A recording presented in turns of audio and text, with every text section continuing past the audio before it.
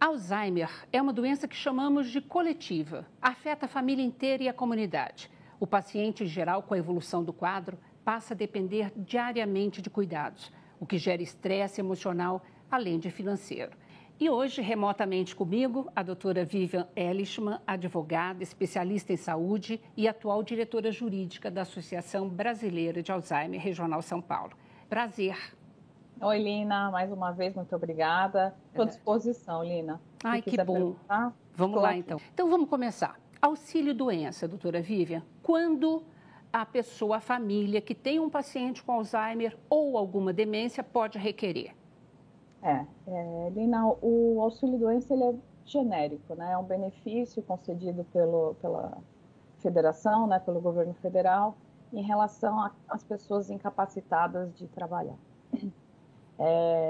Na verdade, se começa pelo auxílio-doença. Então, você teve um acidente de trabalho ou você tem um diagnóstico que não vai poder trabalhar um período, dependendo do tempo de afastamento, você já vai ficar recebendo pelo INSS o auxílio-doença. Então, a primeira coisa quando você tem um diagnóstico desse, e não se sabe o estágio ainda, vamos pedir o auxílio-doença para que seja garantido o primeiro direito, né, que seria a sobrevivência. Então, como é que vai pagar remédio, eu vou ficar sem trabalhar, o que eu vou receber.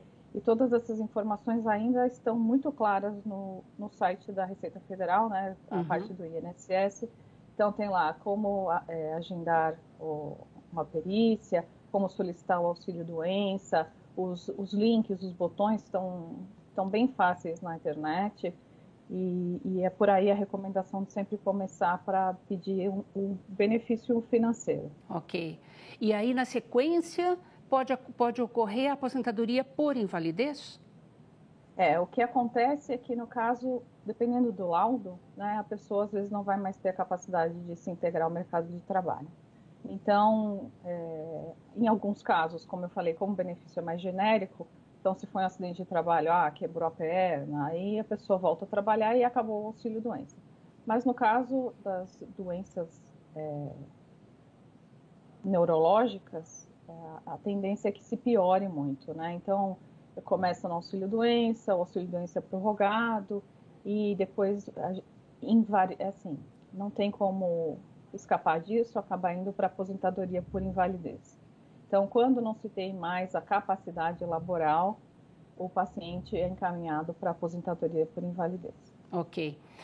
Quando é possível recorrer aos tais dos 25% de acréscimo na aposentadoria? Quando se tem aposentadoria por invalidez, isso é importante, né, Helena? A gente tem muita pergunta em relação aos 25% de acréscimo.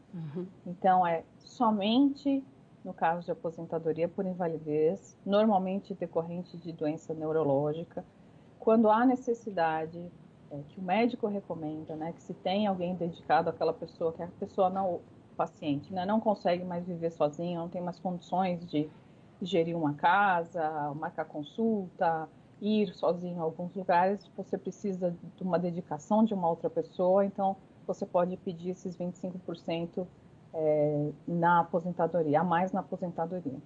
Mas aí o médico precisa dar este laudo, avisando que realmente a pessoa já está no estágio da doença evoluído de tal forma que precisa de um cuidador. O que a gente sempre tem na manga, né, Helena, desde o começo da nossa pesquisa, é a importância do laudo médico. Então, que se tenha não só a descrição do Alzheimer, mas que sim é uma alienação mental, que essa sim esse é o texto correto do laudo, para que se consiga todos os benefícios no INSS. Então, algumas doenças não estão listadas para efeito de garantia de outros direitos, como a FGTS, PIS, PASEP e outros levantamentos que a pessoa pode fazer. Eles são listados como doenças graves. Então, a importância do médico colocar direitinho no laudo a alienação mental. Então, aí com esse laudo, né, a alienação mental, e com a recomendação médica de que se tenha um cuidador, ou que a pessoa não tem mais condição de viver sozinha, que tenha que ter uma outra pessoa cuidando, aí sim consegue esse benefício dos 25% a mais na aposentadoria. Perfeito. Uma pergunta muito recorrente também diz respeito à questão do imposto de renda. É possível ficar isento do imposto de renda ou não? Sim, Lina. Na lista de doenças graves, né, fornecida pela Receita Federal, você consegue encaixar muitas doenças neurológicas lá. E a partir do laudo, a partir do pedido, é um pedido administrativo na Receita Federal, você consegue a isenção do imposto de renda dos vencimentos futuros. Mas é também importante a gente falar aqui que a partir do diagnóstico, a data do diagnóstico, você pode recorrer e pedir a restituição dos 5 anos anteriores do imposto de renda retido na fonte. Então, é muito interessante porque esse processo é um processo administrativo. Em teoria, não há necessidade de advogado e você consegue fazer tudo pelo site da Receita Federal eletronicamente. E em caso de necessidade ou recurso, aí sim, seria mais fácil entrar com um pedido de advogado, porque o advogado tem mais conhecimento sobre a causa, mas até hoje, dos casos que eu fiz, eu não encontrei dificuldade nenhuma. Então, eu tive casos já de Alzheimer e Parkinson, então essa restituição demora um pouco, né? Porque a Receita Federal às vezes demora para devolver valores, mas entra como prioridade também por ser uma necessidade básica, né? Que é aquela garantia de direito de saúde, garantia de sobrevivência. Então, acaba passando na lista e a restituição é mais rápida. Nossa, mas que interessante, né, esse dado que pode ser retroativo a 5 anos. Isso, em geral, a gente não encontra fácil pela internet, não, essa informação. Lina, é mais questão do direito tributário, né? Quanto tempo você pode pedir seus impostos de volta? Essa é uma regra geral da área tributária. Assim, normalmente 5 anos. Tá. Bom, quitação de financiamento da casa própria é outra dúvida bem frequente. Tem algum benefício nesse sentido? É aquela coisa que a gente sempre fala, não vou ler esse contrato, eu tenho que assinar esse contrato que o banco me deu, as letrinhas são muito pequenas, não enxergo, depois eu leio e acabo assinando, né? Mas é a hora também de pegar o óculos e olhar lá as letrinhas, porque tem lá, em caso de doença grave, no caso de sistema financeiro da habitação, o contrato de empréstimo, a quitação tem que ser feita, baseado no laudo médico, com a descrição que a gente já fez antes, mas ele tem lá nas letrinhas miúdas que isso pode ser quitado.